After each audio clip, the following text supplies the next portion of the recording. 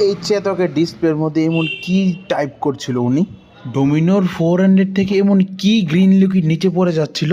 বাইকের এমন কি পার্টস খুলে নিয়েছিল যে ব্রাশ দিয়ে ঘষতে হচ্ছে? এটা জানতে হলে আমার পুরাটা ভিডিও দেখতে থাকুন।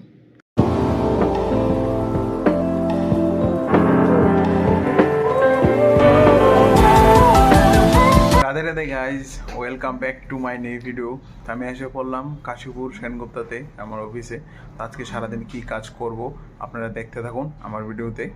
তো আজকে ফার্স্ট টাইম একটা স্কুটার এসেছিল, একটা কাস্টমার নিয়ে আসলো। তো এটা অ্যাপ কানেক্টিভিটি করার জন্য। তো অ্যাপ কানেক্টিভিটি করার পর নেভিগেশন করে দিলাম স্কুটারের মধ্যে। এই যে কীভাবে নেভিগেট করতে হবে কাস্টমারকে দেখেছিলাম যে এটা পুরোটা এইভাবে নেভিগেশনটা আসে। কানেক্টিভিটি করার পর স্কুটারের মধ্যে একটা ফিচার আছে নেভিগেশন, এইভাবে টাইপ করে বসা যায়। তো ওটা কিভাবে করতে ওটাই উনি কাস্টমারকে দেখাচ্ছিল।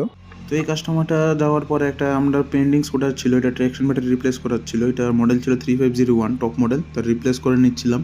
তো রিপ্লেস করা হয়ে গেছে, এখন টাইট দিয়ে দিয়েছি নাট বসিয়ে। তো এটা হচ্ছে টর্ক রেঞ্জ, এটা দিয়ে টাইট দিতে হয়। এখন প্রপারভাবে টাইট করে নিচ্ছিলাম। তো ট্র্যাকশন ব্যাটারি ফিটিং করে নাটগুলি টাইট করে দিলাম। এখন স্কুটারে যে পেছনে প্যানেল ছিল এবং বডি প্যানেল, হ্যান্ড গ্রিপার ছিল, সবগুলি বসিয়ে নাটগুলি টাইট করে দিচ্ছিলাম। এটাও ফিটিং করে নিচ্ছিলাম। বডি প্যানেল এবং হ্যান্ড গ্রিপার বসানো হয়ে গেছে, এখন সিটও বসিয়ে দিচ্ছি।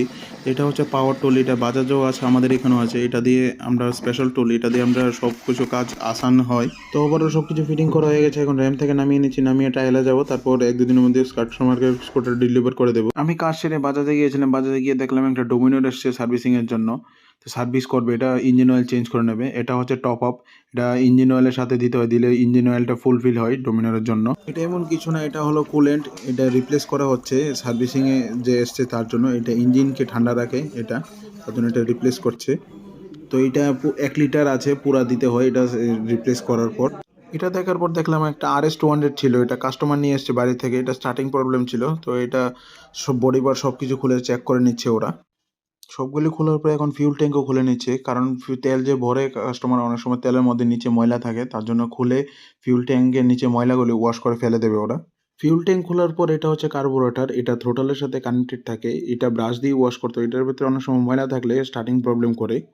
তো এইগুলি ওয়াশ করার পরে এখন কার্বোরেটর এবং ট্যাঙ্কি ফিটিং করে নিয়েছে, ফিটিং করে এখন চেক করছে। এটা হলো বস টুল, এটা BS6 বাইকের মধ্যে কিছু কন্ট্রোলার থাকে, এগুলো চেক করতে হয় এটা দিয়ে।